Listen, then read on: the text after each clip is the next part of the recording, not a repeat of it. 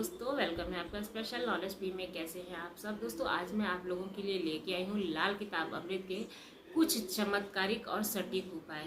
अगर इन उपायों को किया जाए तो ज़िंदगी पर बहुत असर पड़ता है। इन उपायों को करने से पहले वीडियो को लास्ट तक आप ज़रूर देखिएगा और इनकी सावधानियों के बारे में और किस तरह से करने पर ये आपके लिए फलदायी होते हैं, यही मैं आपको आज इस वीडियो में बताने वाली हूँ। तो सबसे पहला चलिए जानते हैं। नंबर 1, घर में समृद्धि लाने हेतु घर के उत्तर पश्चिम कोण यानी कि वेस्ट कोण में सुंदर से मिट्टी के बर्तन में कुछ सोने चांदी के सिक्के लाल कपड़े में बांधकर रखने चाहिए। फिर बर्तन को गेहूं या चावल से भर देना चाहिए।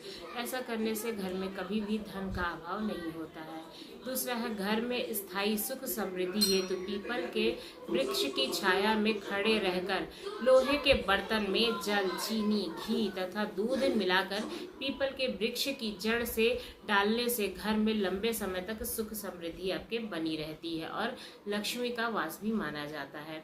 आइए जानते हैं हमारा तीसरा उपाय। घर में बार बार धन हानि हो रही है तो वीरवार को यानी कि बृहस्पतिवार को घर के मुख्य द्वार पर गुलाल छिड़क कर गुलाल पर शुद्ध घी का 2 मुखी जो है दिया वो जलाएं। दीपक जलाते समय मन ही मन यह कामना करें कि भविष्य में घर में धन हानि का सामना ना करना पड़े आपको। जब दीपक शांत हो जाए तो उसे किसी बहते हुए जल में जरूर प्रवाहित कर दें। ऐसा करने से आपके घर में हो रही जो धन हानि है वो खत्म हो जाएगी। आइए जानते हैं चौथा उपाय।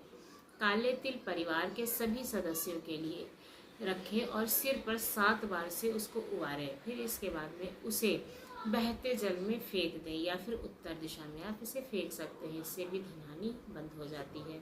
घर की हार्दिक स्थिति ठीक करने के लिए घर में सोने का चौरस सिक्का रखें। कुत्ते को दूध दें। अपने कमरे में मोर पंख जरूर लगाएं, इससे समस्या शांत हो जाएगी। अगर आप सुख समृद्धि चाहते हैं तो आपको पके हुए मिट्टी के घड़े को लाल रंग से रंग करके उसके मुख पर मौली बांधकर उसमें जटायुक्त नारियल रखकर बहते हुए जल में प्रवाहित कर देना चाहिए। अगला है अखंडित भोजपत्र यानी कि भोजपत्र में कहीं भी छेद न हो। उस पर 5 का यंत्र लाल चंदन की स्याही से मोर के पंख की कलम से बनाएं और उसे सदा अपने पास रखें। इससे कभी भी आपको धन की कमी नहीं होगी। व्यक्ति जब उन्नति की ओर अग्रसर होता है तो उसकी उन्नति से ईर्ष्याग्रस्त लोग काफ़ी कुछ उसे परेशान करते हैं और उसके शत्रु बन जाते हैं। उसे सहयोग देने के स्थान पर वे ही उनकी उन्नति के मार्ग को अवरुद्ध करते हैं यानी कि रोकने की कोशिश करते हैं। ऐसे शत्रुओं से निपटना अत्यधिक कठिन होता है क्योंकि वो आपके पास होते हैं लेकिन आपके खिलाफ होते हैं। ऐसी ही परिस्थितियों को निपटने के लिए प्रातःकाल 7 बार हनुमान बाण का पाठ करें और हनुमान जी को लड्डू का भोग लगाएं और 5 लौंग पूजा स्थान से देसी कपूर के साथ जलाएं। फिर भस्म से तिलक करके बाहर जाएं। यह प्रयोग करने से जीवन के समस्त शत्रु जो हैं वो परास्त हो जाते हैं। वहीं इस यंत्र के माध्यम से आपकी सभी मनोकामनाएं पूर्ण होती हैं। चलिए अगला जानते हैं। कच्ची घनी के तेल के दीपक से लौंग डाल करके हनुमान जी की आरती करें। अनिष्ट दूर होगा और धन की प्राप्ति भी होगी। अगला है, अगर अचानक धन लाभ की स्थिति बन रही हो किंतु लाभ नहीं हो पाता है, ऐसा लगता है कि आएगा धन लेकिन वो आता नहीं है, तो ऐसे के लिए आपको गोपी चंदन की 9 डालियां लेकर के केले के वृक्ष पर टांग देनी चाहिए। स्मरण रहे यह लाल पीले धागे में ही बांधना है। ऐसा करने से आपकी ये कठिनाई दूर हो जाएगी। आकस्मिक धन लाभ के लिए शुक्ल पक्ष के प्रथम बुधवार को सफेद कपड़े में झंडे को पीपल के वृक्ष पर लगाना चाहिए।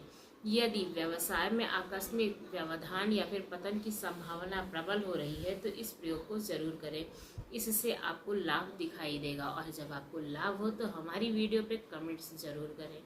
अगर हार्दिक परेशानियों से आप जूझ रहे हैं तो मंदिर में केले के 2 पौधे नर और मादा लगाएं वहाँ पर, तो उससे भी आपकी हार्दिक परेशानी दूर हो जाएगी। अगर आप अमावस्या के दिन पीला त्रिकोण आकृति की पताका विष्णु मंदिर में ऊंचाई वाले स्थान पर इस प्रकार से लगाएं कि वो लहराता रहे हमेशा, तो आपका भाग्य शीघ्र ही चमक उठेगा। झंडा लगातार वहाँ लगा रहना चाहिए। ये अनिवार्य है, ऐसा नहीं कि आप लगा के आए और दूसरे दिन किसी ने उठा के फेंक दिया, तो आप ऐसी जगह पर कभी भी झंडे को ना लगाएं। देवी लक्ष्मी के चित्र के समक्ष 9 बत्तियों का घी का दीपक जलाएं, उससे भी धन लाभ आपको मिलेगा। एक नारियल पर कामिया सिंदूर मौली अक्षत अर्पित करके पूजा करें, फिर हनुमान जी के मंदिर में चढ़ा दें। इससे भी आपको धन समृद्धि प्राप्त होगी। पीपल के वृक्ष की जड़ में तेल का दीपक जला दें, फिर वापस घर आ जाए। पीछे मुड़ करके बिल्कुल भी नहीं देखना है, आपको धन लाभ जरूर होगा। प्रातःकाल पीपल के वृक्ष में जल चढ़ाएं तथा अपनी सफलता की मनोकामना करें और घर के बाहर शुद्ध केसर से स्वस्तिक बना करके उस पर पीले पुष्प और अक्षत चढ़ाएं। घर से बाहर निकलते समय दाहिना पांव ही बाहर को निकालें। जब भी आप किसी भी अपने व्यापार के लिए, अपनी नौकरी के लिए या किसी भी शुभ काम के लिए अगर आप जा रहे हैं तो एक हांडिया में 1.25 किलो हरी साबुत मूंग की दाल, दूसरे में 1.25 किलो डालिए वहाँ नमक भर दें। यह दोनों हांडियाँ घर में कहीं रख दें। यह क्रिया बुधवार को करें, घर में धन आना आपके शुरू हो जाएगा। प्रत्येक मंगलवार को 11 पीपल के पत्ते लें, उनको गंगा जल में अच्छी तरह से धो करके लाल चंदन से हर पत्ते पर 7 बार राम लिखें। इसके बाद हनुमान जी के मंदिर में चढ़ाएं व जहाँ पर प्रसाद पड़ता हो। इस मंत्र का जाप जितना हो सके उतना करें। जय जय जय हनुमान गोसाई कृपा करो गुरुदेव की नाही। 7 मंगलवार ऐसा लगातार करें। ये गोपनीय प्रयोग है, अवश्य आपको लाभ मिलेगा इससे। अगर नौकरी में तरक्की चाहते हैं तो 7 तरह का अनाज चिड़ियों को डालें। एक नींबू लेकर के उस पर 4 लौंग गाड़ दें और उसे हाथ में रख कर जो मैं मंत्र बोल रही हूँ उसका जाप करें, तो आपको उससे लाभ होगा। कम से कम 21 बार जाप आपको करना है।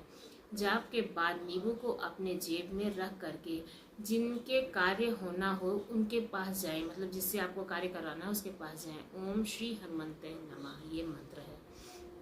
इसके अतिरिक्त शनिवार को पीपल का एक पत्ता गंगा जल में धोकर हाथ में रख लें और गायत्री मंत्र का 21 बार जाप करें। फिर उस पत्ते को धूप देकर अपने कैश बॉक्स में रख दें। यह क्रिया प्रत्येक शनिवार को करें। पत्ता बदलकर पहले के पत्ते को पीपल की जड़ में रखें। यह क्रिया निष्ठापूर्वक करने से कारोबार में आपकी उन्नति जरूर होगी। लाल किताब के अमृत के उपाय करते समय सावधानियां जरूर रखें। जो कुछ भी आपको बताया जाता है बिल्कुल वैसा ही करें। एक समय में केवल एक ही उपाय करें। लाल किताब के सभी उपाय दिन में एक ही बार करना चाहिए और अर्थात उगते हुए सूरज के बाद या सूरज डूबने से पहले ही आप इसको करें।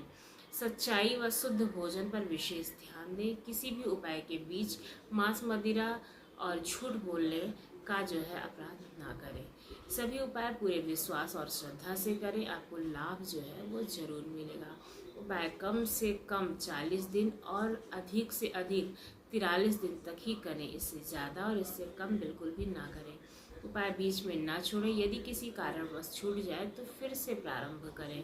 उपाय सूर्योदय से लेकर सूर्यास्त तक ही करना है, जैसा कि मैंने पहले भी बताया। रात को या फिर सूर्योदय से पहले बिल्कुल भी ना करें। अगर आपको हमारी ये जानकारी अच्छी लगी है तो हमारे चैनल को लाइक करें, शेयर करें और फैमिली फ्रेंड में जो है शेयर करें और सब्सक्राइब करना ना भूलें। धन्यवाद।